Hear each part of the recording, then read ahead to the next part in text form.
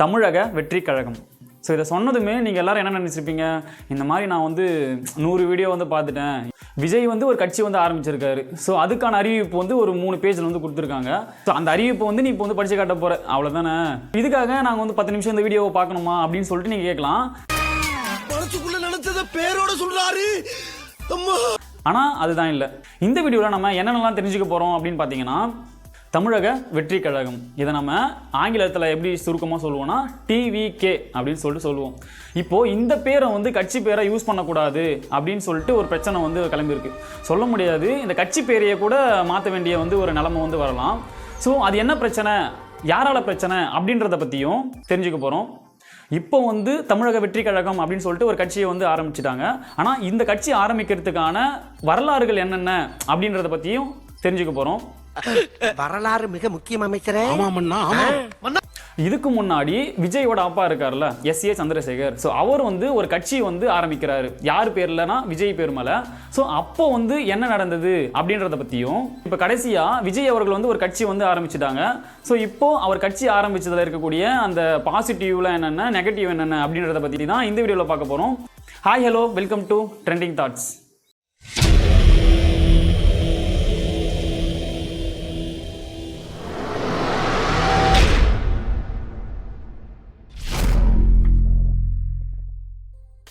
First இந்த கட்சி பேரை வந்து யூஸ் பண்ணக்கூடாது அப்படின்னு சொல்லிட்டு சொன்னாங்களே, ஸோ அது என்ன பிரச்சனை அப்படின்றத பற்றி பார்க்கலாம்.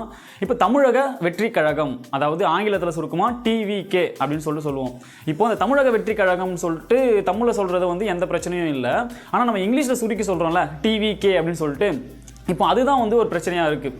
இப்போ யாரால் அந்த பிரச்சனை அப்படின்னு பார்த்தீங்கன்னா, தமிழ்நாட்டில் தமிழக வாழ்வுரிமை கட்சி அப்படின்னு சொல்லிட்டு ஒரு கட்சி வந்து இருக்குது. இப்போ இதோட ஆங்கில சுருக்கமும் எப்படின்னா டிவிகே அப்படின்னு சொல்லிட்டு தான் வரும். இந்த கட்சியோட தலைவர் வந்து வேல்முருகன். அவர் என்ன சொல்கிறாரு அப்படின்னா, ஆல்ரெடி தமிழ்நாட்டில் டிவிகே அப்படின்ற ஒரு பேரில் எங்கள் கட்சி வந்து இருக்குது. இப்போது விஜய் அவர்களும் டிவிகே அப்படின்னு சொல்லிட்டு அவருடைய கட்சி பேரை வந்து அறிவிச்சார் அப்படின்னா மக்கள் மத்தியில் வந்து நிறைய குழப்பங்கள் ஏற்படும், நிறைய பேர் வந்து கன்ஃபியூஸ் ஆகிடுவாங்க, இந்த கட்சியா அந்த கட்சியா அப்படின்னு சொல்லிட்டு. அதனால் இந்த வேல்முருகன் அவர் வந்து என்ன சொல்கிறாரு அப்படின்னா, ஒன்று டிவிகே அப்படின்றதுக்கு பின்னாடி விஜய் அப்படின்றத சேர்த்துக்குங்க, இல்லை அப்படின்னா டிவிகே அப்படின்ற அந்த ஒரு ஆங்கில சுருக்கத்தை விஜய்க்கு வந்து கொடுக்கக்கூடாது அப்படின்னு நாங்கள் வந்து எலெக்ஷன் கமிஷனுக்கு வந்து நாங்கள் வந்து நோட்டீஸ் வந்து அனுப்பிடுவோம் அப்படின்னு சொல்லிட்டு வந்து அவர் சொல்கிறாரு. இப்போ சட்டப்படி பார்த்தோம் அப்படின்னா வேல்முருகன் சொல்கிறது வந்து கரெக்டு தான். என்னையா சொல்ற? ஆமையா, இது வரைக்கும். ஸோ இதுக்கு தமிழக வெற்றி கழகம் வந்து என்ன பண்ண போகிறாங்க அடுத்து அப்படின்றத பொறுத்து வந்து பார்த்தா தான் தெரியும். ஸோ அடுத்து இந்த தமிழக வெற்றி கழகத்தை தொடங்குறதுக்கு முன்னாடி இருக்கிற அந்த வரலாறுகள்லாம் என்னென்ன அப்படின்னு பார்க்கலாம். 1993 விஜய் அவர்களுடைய அப்பாவான எஸ்.ஏ. சந்திரசேகர் வந்து விஜய் ரசிகர் மன்றம் அப்படின்னு சொல்லிட்டு ஒன்று தொடங்குறாரு. ஸோ கொஞ்ச நாளுக்கு அப்புறமா இந்த விஜய் ரசிகர் மன்றம் அப்படின்றத விஜய் நற்பணி மன்றமாக வந்து மாற்றுறாங்க. 2008 வரைக்கும் விஜய் நற்பணி மன்றம் அப்படின்னு சொல்லிட்டு இருந்ததை 2009 இருந்து விஜய் மக்கள் இயக்கம் அப்படின்னு சொல்லிட்டு பேர் மாற்றுறாங்க. ஸோ இதுக்கு அப்புறம் தான் ஒரு நேச்சுரல் டிசாஸ்டராக இருக்கட்டும், இல்லைனா ஒரு சமூக பிரச்சனையாக இருக்கட்டும், ஸோ இது எல்லாத்துலேயுமே வந்து விஜய் வந்து முன்னாடி நிற்கிறாரு, என்ன ஏது அப்படின்னு சொல்லிட்டு பார்க்க ஆரம்பிக்கிறாரு. இப்போ லாஸ்ட்டாக நமக்கு தெரிஞ்ச 10th 12th அதிக மார்க் எடுத்தவங்களுக்கு பரிசு கொடுக்கறதும், திருநெல்வேலியில் புயலால் பாதிக்கப்பட்ட மக்களுக்கு வந்து உதவி செய்யறது, தூத்துக்குடி ஸ்டெர்லைட் பிரச்சனை, அப்புறம் அந்த அனிதாவோட சூசைடு, ஜல்லிக்கட்டு, இந்த மாதிரி தமிழ்நாட்டில் ஏதாச்சும் ஒரு பிரச்சனை வந்துச்சு அப்படின்னா அந்த களத்தில் இறங்கி பார்க்கறது, அவங்களுக்கு நிதி உதவி எதனா கொடுக்கறது இப்படின்னு சொல்லிட்டு நிறைய வந்து செஞ்சுட்டு வந்தார். இதையெல்லாம் பார்த்து ரசிகர்கள் எல்லாமே விஜய் வந்து கட்சி வந்து ஆரம்பிக்க போறாரு கூடிய சீக்கிரத்தில் அப்படின்னு சொல்லிட்டு அப்பத்திலிருந்தே வந்து சொல்ல ஆரம்பிச்சிட்டாங்க. அடுத்து 2021 விஜய் அவர்களுடைய அப்பாவான எஸ்.ஏ. சந்திரசேகர் வந்து எலெக்ஷன் கமிஷனில் ஒரு கட்சியை வந்து ரெஜிஸ்டர் பண்ணுறாரு. ஸோ இதுக்கடுத்து விஜய் அவர்கள் வந்து என்ன சொல்கிறாருன்னா, எனக்கும் அந்த கட்சிக்கும் வந்து எந்த சம்மந்தமும் இல்லை, நீங்கள் யாரும் போயிட்டு அதில் சேராதீங்க அப்படின்னு சொல்லிட்டு அவருடைய ரசிகர்களுக்கு எல்லாருக்குமே வந்து சொல்கிறாரு. அதே 2021 உள்ளாட்சி தேர்தலில் 169 இடங்களில் 115 இடத்துல வந்து இந்த விஜய் மக்கள் இயக்கம் சார்பாக வந்து வெற்றி பெறாங்க. இந்த ஒரு நிகழ்வு தான் அவர் வந்து அரசியல் வர்றதுக்கு ஒரு தூண்டுதலாக இருந்திருக்குமா அப்படின்னு கேட்டிங்கன்னா நமக்கு யாருக்கும் தெரியாது. ஆனால் அவருக்கு தான் தெரியும் அவர் எப்போ முடிவு பண்ணார் அப்படின்னு. ஸோ அதோட இப்போ கடைசியாக 2024 தமிழக வெற்றி கழகம் அப்படின்னு சொல்லிட்டு ஒரு கட்சியை வந்து ஆரம்பிச்சிட்டாரு. இதெல்லாம் நடக்குமா, நடந்துருச்சு. ஸோ அடுத்ததான் என்ன பார்க்க போகிறோம் அப்படின்னா, இப்போ கடைசியாக விஜய் அவர்கள் வந்து கட்சி வந்து ஆரம்பிச்சிட்டாரு. இப்போ அதில் இருக்கக்கூடிய இந்த பாசிட்டிவ் நெகட்டிவ்லாம் என்னென்ன அப்படின்றத பற்றி பார்த்துடலாம். ஃபஸ்ட்டு நெகட்டிவ்லாம் என்னென்ன அப்படின்றத பார்த்துருவோம். இப்போ விஜய் அவர்களோட படம் ஒன்று வந்தாவே அதுக்கு வந்து நிறைய விமர்சனம் வந்து வரும். இப்போ அஜித் ரசிகர்கள் வந்து ஒன்று சொல்லுவாங்க, ரஜினி ரசிகர்கள் வந்து சொல்லுவாங்க. ஸோ அதுக்கு இந்த விஜய் ரசிகர்கள் எல்லாம் ஒன்று சொல்லுவாங்க அப்படின்னு சொல்லிட்டு இந்த சோஷியல் மீடியாவில் ஒரு மிகப்பெரிய ஒரு சண்டையே வந்து நடந்துட்டு இருக்கும். ஆனால் இப்போ வந்து அரசியல் அப்படின்னு சொல்லிட்டு வந்துட்டோம் அப்படின்னா நமக்கு வந்து அஜித் ரசிகர்களும் தேவை, ரஜினி ரசிகர்களும் தேவை, நமக்கு வந்து எல்லாருமே வந்து தேவை. இப்போ முழு நேர அரசியலாக இறங்க போறாரு அப்படின்னு சொல்லிட்டு விஜய் அவர்கள் வந்து அறிவிச்சிருக்காரு. அப்போ இதுக்கப்புறம் இன்னும் வந்து விமர்சனம் வந்து அதிகமாகும், நிறைய பேர் வந்து தப்பாக வந்து சொல்லுவாங்க. ஆனால் இது எல்லாத்தையுமே எப்படி விஜய் ரசிகர்கள் வந்து எப்படி ஹேண்டில் பண்ண போறாங்க, விஜய் வந்து இவங்க எல்லாரையுமே எப்படி ஹேண்டில் பண்ண போறாரு அப்படின்னு ஒன்று இருக்கு. ஏன்னா ஒரு ரசிகர் வந்து தப்பு பண்ணாவே அது ஒட்டுமொத்த கட்சியுமே பாதிக்கிறதுக்கு நிறைய வாய்ப்பு வந்து இருக்கு. கேட்டுக்க என்ன அப்படி கேட்டுட்டீங்க? நம்மள மாதிரி பெரிய மனுஷங்களுக்கு மரியாதை கொடுக்கறதுல தம்பி மாதிரி ஒரு கேரக்டர் நான் பாக்கலங்க. இங்க எதுக்கு இப்போ விஜய் வந்து சிஎம் வந்தா நமக்கு வந்து நல்லது செய்வார் அப்படின்னு சொல்லிட்டு நமக்கு எல்லாருக்குமே வந்து ஒரு எண்ணம் வந்து இருக்கு. ஆனால் விஜய்க்கு கீழே வர அமைச்சர்கள், அந்த எம்எல்ஏக்கள், அவங்க எல்லாருமே நமக்கு வந்து நல்லது செய்வாங்களா அப்படின்னு சொல்லிட்டு கேட்டிங்கன்னா அவங்கள பற்றி நமக்கு எதுவுமே தெரியாது.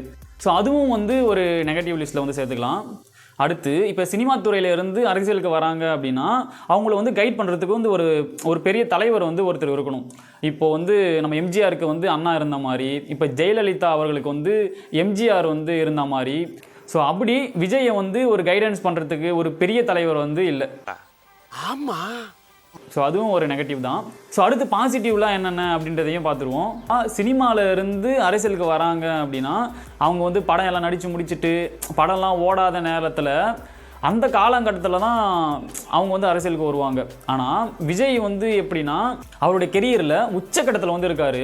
கிட்டத்தட்ட ஒரு படத்துக்கு 170 180 கோடி வந்து சம்பளம் வாங்குறாரு. ஸோ இதை மக்கள் வந்து எப்படி பார்ப்பாங்கன்னா, இப்போ அவ்வளோ பெரிய இடத்துல இருந்து நமக்காக இங்கே வராரு அப்படின்னா கண்டிப்பாக நமக்கு வந்து ஒரு நல்லது செய்வாங்க அப்படின்ற ஒரு எண்ணம் வந்து கண்டிப்பாக உருவாகிருக்கும். அடுத்து இவருக்கு இருக்கிற அந்த ஃபேன் பேஸ். ஸோ தமிழ்நாட்டில் விஜய் அவர்களுக்கு வந்து அதிகமான ரசிகர்கள் வந்து இருக்காங்க. ஸோ அது மட்டும் இல்லாமல் அஜித் ரசிகர்களும் விஜய் வந்து அரசியலுக்கு வர்றது வந்து நாங்கள் வரவேற்கிறோம் அப்படின்னு சொல்லிட்டு நிறைய பேர் வந்து சொல்கிறாங்க. ஸோ இப்படி இருக்கிற நேரத்தில் அஜித் ரசிகர்களாக இருக்கட்டும், இல்லை விஜய் அவர்களுடைய ரசிகர்களாக கூட இருக்கட்டும், ஸோ இவங்க எல்லாரையுமே வந்து ஓட்டாக வந்து கன்வெர்ட் பண்ணுறதுக்கு விஜய் வந்து அடுத்து என்னென்ன செய்ய போகிறாரு அப்படின்றத பொறுத்து தான் இருக்குது. இதோட இந்த வீடியோ வந்து முடிச்சுக்கலாம். கடைசியாக நான் என்ன சொல்கிறேன் அப்படின்னா, நீங்கள் வந்து டிஎம்கேக்கு ஓட்டு போடுங்க, இல்லை ஏடிஎம்கேக்கு ஓட்டு போடுங்க, இல்லை விஜய் அவர்களுக்கு வந்து ஓட்டு போடுங்க, நீங்கள் யாருக்கானா ஓட்டு போடுங்க, ஆனால் காசு வாங்காமல் ஓட்டு போடுங்க. இப்போ நம்ம பொதுவாக ஒருத்தருக்கு ஒன்று கொடுத்தாதான் பதிலுக்கு அவங்க வந்து திருப்பி நமக்கு ஒன்று தருவாங்க. இப்போ எப்படி சொல்கிறதுனா, இப்போ வந்து நம்ம வந்து கடையில் வந்து ஒரு காசு கொடுக்குறோம். ஸோ அந்த காசுக்கான பொருளை வந்து நம்ம வந்து வாங்கிக்கிறோம். ஸோ நம்ம கொடுக்குறோம், வாங்குகிறோம். ஸோ அதே மாதிரி தான் ஹையஸ்ட் வேல்யூபிளான நம்மளுடைய ஓட்டை நம்ம வந்து ஒருத்தருக்கு வந்து கொடுத்து அவங்களை வந்து தலைவராகவோ இல்லை எம்எல்ஏவோ வந்து நம்ம வந்து உட்கார வைக்கிறோம். இப்போது நம்ம வந்து கொடுத்துட்டோம். இப்போ அவங்க திருப்பி அந்த 5 வருஷத்துக்கு நமக்கு வந்து நல்ல நல்ல திட்டங்களாக வந்து பார்த்து நமக்கு செய்யணும். ஸோ நம்ம வந்து ஓட்டை கொடுக்குறோம், அவங்க வந்து நல்ல நல்ல திட்டங்களாக பார்த்து நமக்கு வந்து கொடுக்குறாங்க, நம்ம வந்து அந்த திட்டங்களை வந்து நம்ம ஏற்றுக்கிறோம். ஆனால் நாம் என்ன பண்ணுறோம், காசை வாங்குகிறோம், ஓட்டை கொடுக்குறோம். அதாவது இந்த கொடுக்கறது வாங்கிறத வந்து இங்கேயே முடிஞ்சுது.